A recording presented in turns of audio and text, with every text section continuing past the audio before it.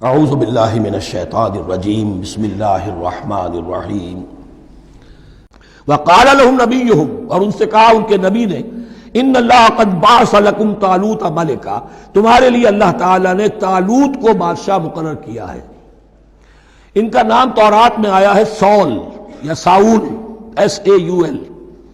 اب یہ سمجھ میں نہیں آتا، ہو سکتا ہے کہ اصل نام ساؤل ہو، لیکن چونکہ وہ بہت قداور تھے، طول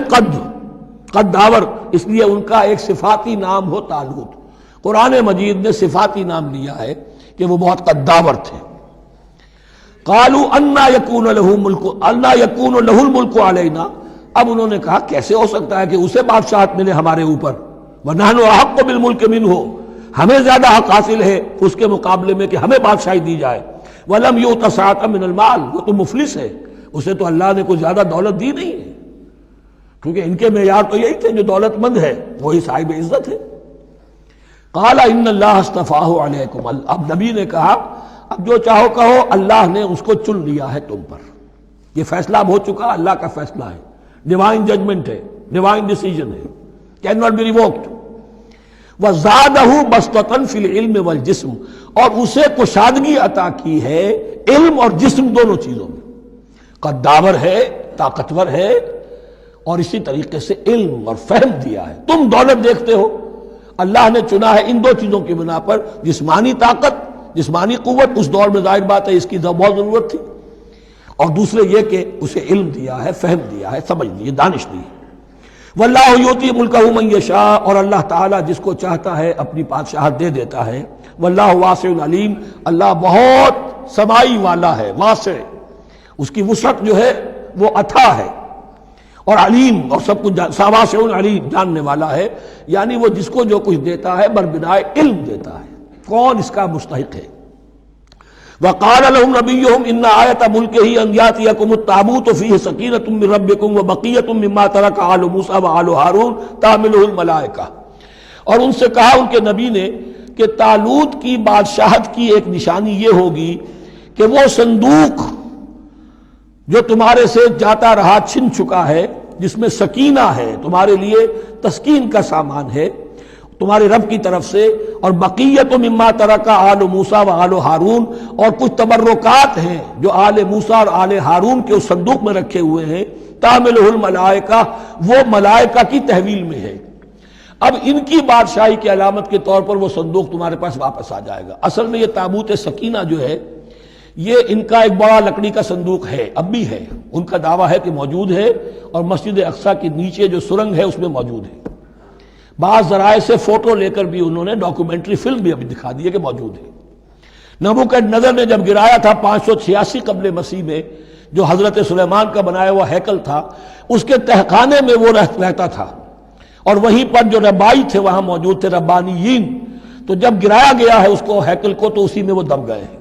لیکن وہ چاروں طرف سے جو بھی تہخانہ تھا بند ہو گیا ہوگا، اور وہاں پر ان کی لاشیں بھی ہیں اور تابوت سکینہ بھی ہے۔ لیکن ہوا یہ تھا کہ جب ان کے پڑوسی ملکوں نے انہیں شکستیں دی تو وہ تابوت سکینہ بھی چھین کر لے گئے۔ اب اس میں گویا کہ ان کے لیے بہت بڑی بات تھی کہ ان کے لیے کم سے کم ایک دل کی روحانی تسکین کا سامان تھا۔ ہمارے پاس حضرت موسیٰ کے تبرکات ہیں، عصائے موسیٰ اس میں ہے، رکھا ہوا ہے، اب بھی ہے۔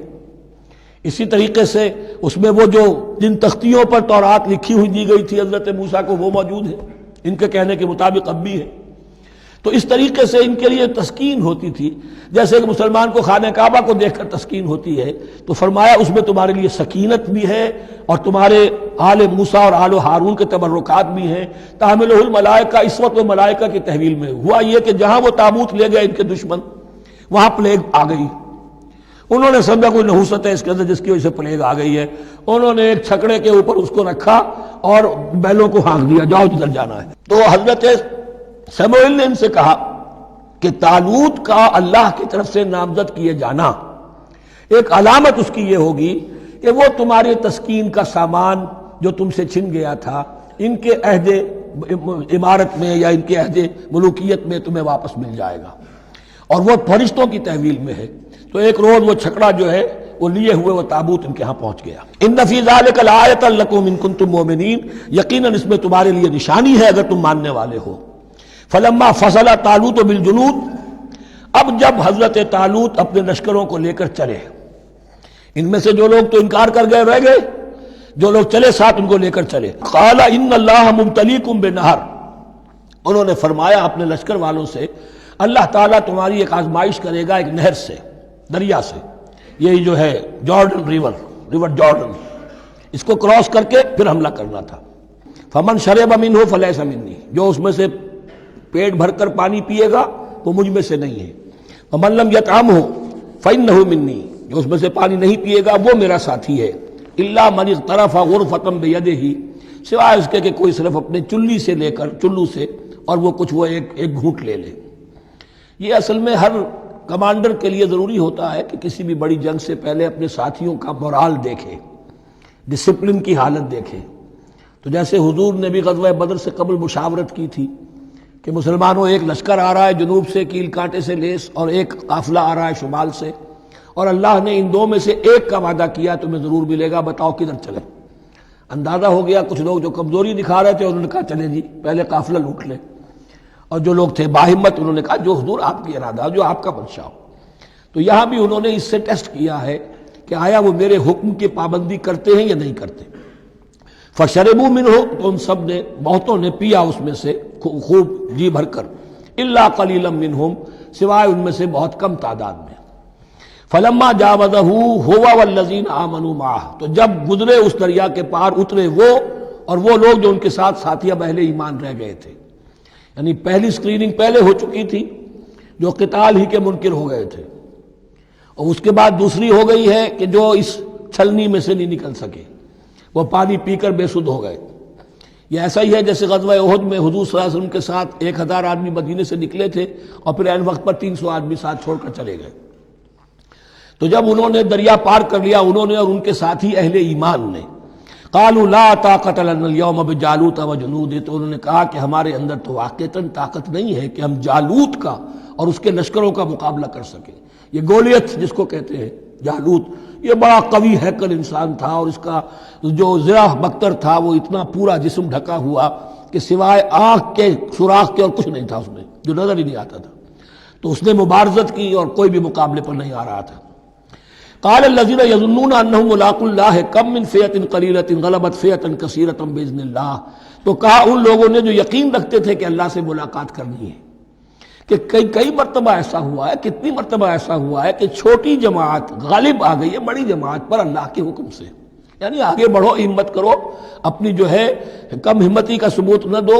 اللہ تعالیٰ کی نصرت سے، اللہ کی مدد سے تمہیں فتح حاصل ہو جائے گی۔ واللہ مع الصابرین، اللہ تو صابروں کے ساتھ ہے۔ ولما برزوا لجالوت وجنودہ، تو جب وہ سامنے آئے جالوت اور اس کے لشکروں کے، برزا ظاہر ہو جانا، سامنے آمنے سامنے آ جانا، اب ادھر ان کا لشکر ہے طالوت علیہ السلام کا، اور ادھر وہ جالوت کا لشکر ہے۔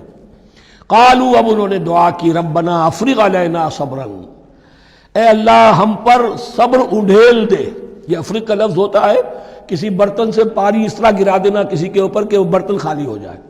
گھڑوں پانی ڈال دینا یا کچھ اور برتن میں سے۔ افرغ علینا صبرا، ہم پر صبر اڈھیل دے، صبر کی بارش فرما دے۔